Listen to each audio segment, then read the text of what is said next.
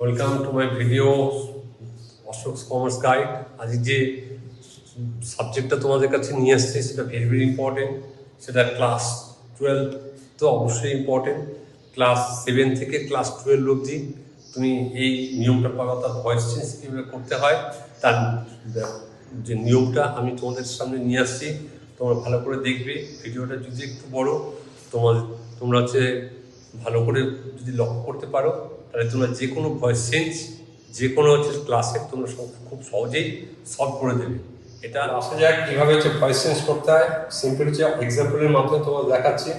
দেখো প্রথমে দেওয়া আছে আই ডু ইট, অর্থাৎ আইটা সাবজেক্ট, ডু হচ্ছে মেইন ভার্ব, আর ইটটা হচ্ছে অবজেক্ট। তাহলে নিয়ম হচ্ছে অবজেক্টটাকে সাবজেক্ট করবো আর সাবজেক্টটাকে অবজেক্ট করবো। তাহলে লেখা আছে এই অবজেক্টটাকে এই সাবজেক্টটাকে অবজেক্ট করেছি আর অবজেক্টটাকে সাবজেক্টটাকে অবজেক্ট হচ্ছে আর অবজেক্টটাকে সাবজেক্ট করেছি।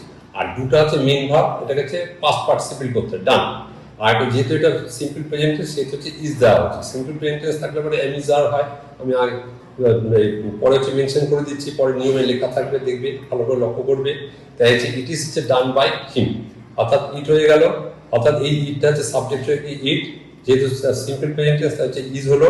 মেন ভার্ব হচ্ছে ডু, সেটা যে পাস্ট পার্টিসিপল হচ্ছে ডান হয়ে গেল।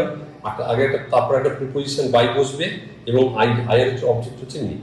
তাহলে কিছু কিছু ওয়ার্ড আছে যেটা সাবজেক্ট থেকে অবজেক্ট করতে গেলে কি করতে হবে সেটা তোমাকে একটা ছোট্ট লিস্টের মাধ্যমে দেখিয়ে দিচ্ছি, তোমরা ভালো করে মনে রাখবে।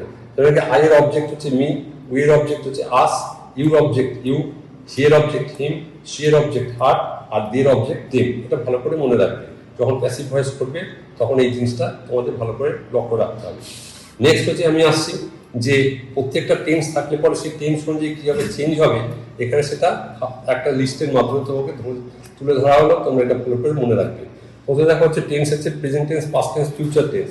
প্রেজেন্ট হচ্ছে সিম্পল প্রেজেন্ট যদি থাকে, অর্থাৎ সিম্পল প্রেজেন্ট থাকলে শুধুমাত্র ভার্বটাই হচ্ছে প্রেজেন্ট টেন্সে থাকে। যেমন তাহলে সিম্পল প্রেজেন্ট থাকলে মানে প্যাসিভ ভয়েস করার সময় এম ইজ আর এর মধ্যে যে কোনো একটা বসবে। যেমন আই লাইক টি, ঠিক আছে, এটা সিম্পল প্রেজেন্ট টেন্স আছে। তার মানে এই অবজেক্ট হচ্ছে টি, টিটাকে সাবজেক্ট করা হলো। তাহলে টি একটা হচ্ছে ইজ বসবে, লাইক এর হচ্ছে পাস্ট পার্টিসিপল হচ্ছে লাইক, আর আই এর অবজেক্ট হচ্ছে মি। তাহলে টি ইজ লাইক বাই মি। আবার যদি প্রেজেন্ট হচ্ছে কন্টিনিউয়াস থাকে সেন্টেন্সটা, সেখানে হচ্ছে এম ইজ আর বিং বসাতে হবে। যেমন কি he is doing a work, সে একটা কাজ করছে, তখন এই ওয়ার্কটা হচ্ছে অবজেক্ট, এই অবজেক্টটাকে সাবজেক্ট করবে এই ওয়ার্ক। এখানে ইজ ডুইং আছে বলছে, তাহলে is being done, is being দুটো হচ্ছে ডান হয়ে যায়, do did done past participle করতে হবে। তাহলে এই work is being done by him. আবার যে প্রেজেন্ট হচ্ছে পারফেক্ট থাকে, পারফেক্ট থাকলে হ্যাভ বা হ্যাজ বসবে। তখন হচ্ছে যখন পারফেক্ট টেন্স থাকে তখন হ্যাজ বিন বা হ্যাভ বিন বসবে, ঠিক আছে। তাহলে she has taken the book বা she has taken the book, তখন হবে এই দ্য বুকটা হচ্ছে অবজেক্ট, দ্য বুক বা এ বুক যদিও থাকে সেটা যদি না আর কি, তাহলে এ বুক বা দ্য বুক হ্যাজ বিন হচ্ছে টেকেন বাই হার। তাহলে প্রেজেন্ট ফর্ম হচ্ছে অর্থাৎ এই তিনটে ফর্ম তোমাকে দেখিয়ে দেওয়া হলো। এবার পাস্ট টেন্সে আসছে। তাহলে পাস্ট হচ্ছে সিম্পল পাস্ট, সিম্পল পাস্ট থাকলে পরে ওয়াজ বা ওয়্যার বসাবে। তাহলে সিম্পল পাস্ট কীভাবে চিনবে, শুধুমাত্র ভার্বটা হচ্ছে পাস্ট ফর্মে থাকবে। যেমন উই স আ টাইগার, ঠিক আছে, এই সি স, তাহলে এই সটা যখনই থাকবে তাই তো তখন হবে হচ্ছে পাস্ট, অর্থাৎ সিম্পল পাস্টে আছে। তখন এটা কি করবে না, a tiger was seen by us, ঠিক আছে। এবার তুমি দেখছো যে পাস্ট হচ্ছে continuous tense, past continuous tense কি করবে, তখন কি যে ওয়াজ বিং বা ওয়্যার বিং বসবে। যেমন কি তাই তো he was reading a news paper, তাহলে এই নিউজ পেপার হচ্ছে অবজেক্ট, সেটা সাবজেক্ট হবে নিউজ পেপার, ওয়াজ বিং হচ্ছে রিড বাই হিম। আবার যদি পাস্ট পারফেক্টে থাকে তখন সেটাকে হচ্ছে কি করবে না, হ্যাভ বিন বা হ্যাজ বিন বসাতে হবে, ঠিক আছে। তার মানে হ্যাভ বিন বা হ্যাজ বিন বসাতে হবে। যেমন কি ধরা যায় past have been past perfect থাকবে যে হ্যাড বসবে, হ্যাভ বিন বা হ্যাজ বিন প্রেজেন্ট যে পারফেক্টে থাকবে, আর পাস্ট পারফেক্টে থাকবে হচ্ছে হ্যাড, সেটাকে হচ্ছে হ্যাড বিন করতে হবে। তাহলে he had caught the bird, তখন হচ্ছে a bird had been caught by him. এটা হচ্ছে পাস্ট পারফেক্ট টেন্স, ঠিক আছে। আবার যে ফিউচার সিম্পল ফিউচারে থাকে তখন হচ্ছে শ্যাল বি বা উইল বি বসাতে হবে। যেমন আই শ্যাল ডু দ্য সাম, তখন হচ্ছে দ্য সাম একটা অবজেক্ট আছে, এটা সাবজেক্ট করতে হবে, the sum will be done by me, আইয়ের অবজেক্ট হচ্ছে মি। আবার হচ্ছে ফিউচার কন্টিনিউয়াস সাধারণত ব্যবহার হয় না, তার জন্য দেওয়া হলো না। ফিউচার হচ্ছে পারফেক্ট যখন হবে তখন সেটা হচ্ছে শ্যাল হ্যাভ বিন বা উইল হ্যাভ বিন বসাতে হবে। তার হচ্ছে উই শ্যাল হচ্ছে we shall have done the work, ঠিক আছে। The work will have been done by আস।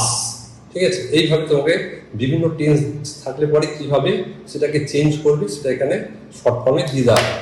এছাড়াও কতগুলি নিয়ম তোমাদের মনে রাখতে হবে, সেই নিয়মগুলো হচ্ছে এই। তাহলে প্রথমে দেখো দেওয়া আছে যে ইন্টারগেটিভ সেন্টেন্স। এই ইন্টারগেটিভ সেন্টেন্স থাকলে পরে ইন্টারগেটিভ সেন্টেন্স কাকে বলে, অর্থাৎ প্রশ্নবোধক বাক্য। এই প্রশ্নবোধক বাক্য দু প্রকার, একটা হচ্ছে ইয়েস অর নো কোশ্চেন, আর একটা হচ্ছে ডাব্লিউএইচ কোশ্চেন।